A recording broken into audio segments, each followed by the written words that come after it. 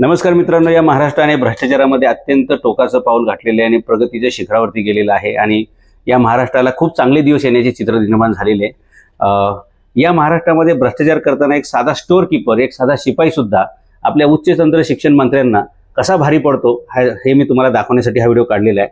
तर आपल्याकडे अनेक फार्मसी कॉलेज असतात, म्हणजे शासकीय औषध निर्माण शास्त्र महाविद्यालय वगैरे असतात। असे एक कराडमध्ये महाविद्यालय आहे, तिथे डी ए कांबळे नावाचे एक स्टोअर कीपर आहेत।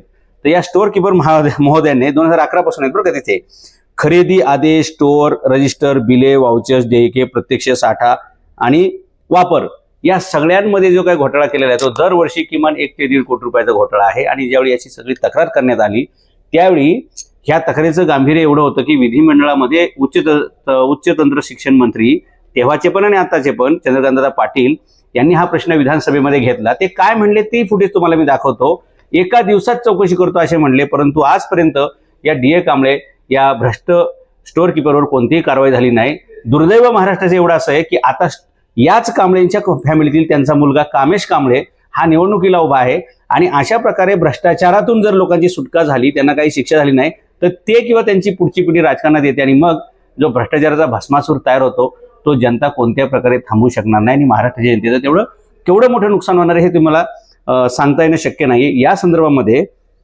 संचालक तंत्र शिक्षण संचालनालय काही कारवाई करायला तयार नाही, सहसंचालक तंत्र शिक्षण काही कारवाई करायला तयार नाही।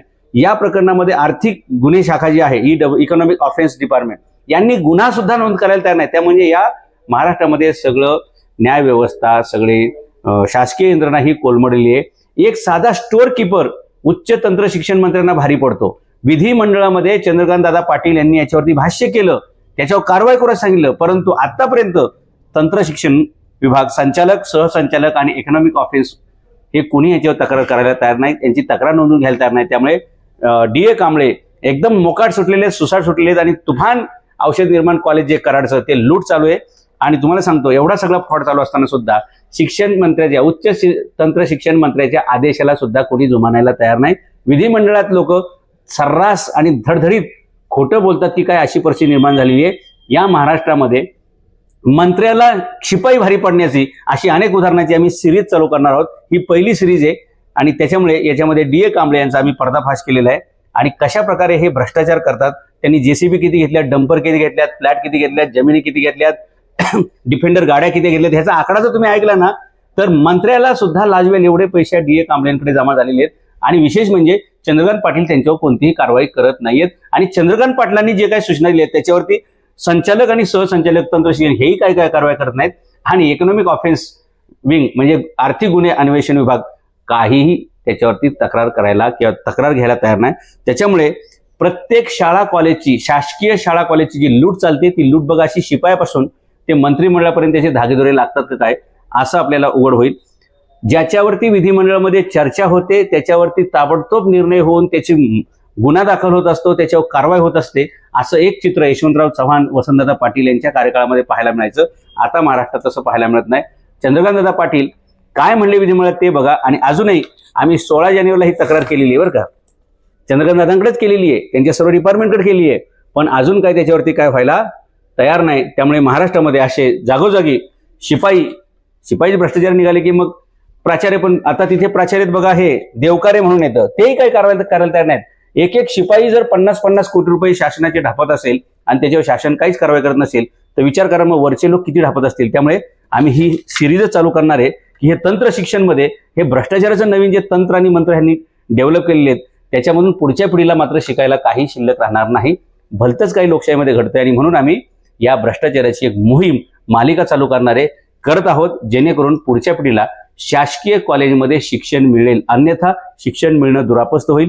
अनेक ठिकाणी कर्मचाऱ्यांचे पगार होत नाहीत, अनेक ठिकाणी विद्यार्थ्यांची परीक्षा फी आणि बाकी फी खूप गोळा केली जाते, पण विद्यार्थ्यांना सोयी सुविधा मात्र काही नाही। आणि ह्या सगळ्या हालाकीकडे पाहायला मंत्र्यांना वेळ नाही, कारण खाली जे काही जमा होत आहे त्याचा बराचसा हिस्सा वरपर्यंत जातो की काय अशा प्रकारची शंका माझ्या मनामध्ये तुम्ही सुद्धा कमेंटमध्ये सांगू शकता। काय म्हणले उच्च शिक्षण मंत्री आणि उच्च तंत्र शिक्षण मंत्री आणि पुढं काय झालं हे जनतेने खाली कमेंटमध्ये जरूर विचारा, कारण या महाराष्ट्रामध्ये आता चित्र असं दिसतंय की मंत्र्यांना सुद्धा शिपाई भारी पडतात आणि शिपाई जे काय करतात त्याच्यावर कोणी कारवाई करू शकत नाही, अशा प्रकारचा एक कॉन्फिडन्स सगळ्याच भ्रष्टाचारी लोकांना आलेला आहे आणि त्याच्या विरुद्ध आपण ही मालिका चालू केलेली आहे. सुरुवात आपण केलेली आहे औषध निर्माण कॉलेज कराड म्हणजे फार्मसी कॉलेज कराड आणि महाराष्ट्रातल्या तालुका वाईज जो काही शाळा कॉलेजमध्ये भ्रष्टाचार आहे त्याच्या विरुद्ध आपण आता दंड थोपटलेले आहेत. धन्यवाद. देऊ जाणार. आता मुद्दा राहिला की हे जे भांडारपळ DA कांबळे आहेत आणि त्यांच्याबरोबर प्राचार्य डॉक्टर किशोर बोराडे, डॉक्टर इथा चकोले या सगळ्यांची उच्चस्तरीय चौकशी आम्ही लावतो आहोत. भांडारपळ DA कांबळे यांना रिटायरमेंट नंतर पुन्हा अपॉइंटमेंट दिली होती. काल संध्याकाळी सूर्यास्ताच्या आधी ती कॅन्सल झाली पाहिजे सांगितलं, ती कॅन्सल होऊन त्याची कॉपी आली आहे. पण 5 वर्षापर्यंत चौकशी करता येते. म्हणून या सगळ्यांची एका बाजूने उच्चस्तरीय चौकशी, हे काय चाललंय सगळं, आणि एका बाजूने ह्या भांडारपळ DA कांबळेंची EOWच्या माध्यमातून त्यांची इतकी प्रॉपर्टी भांडारपळाची कशी निर्माण झाली याची EOWच्या माध्यमातून स्वतः डिपार्टमेंट पुढाकार घेऊन इन्क्वायरी लागली.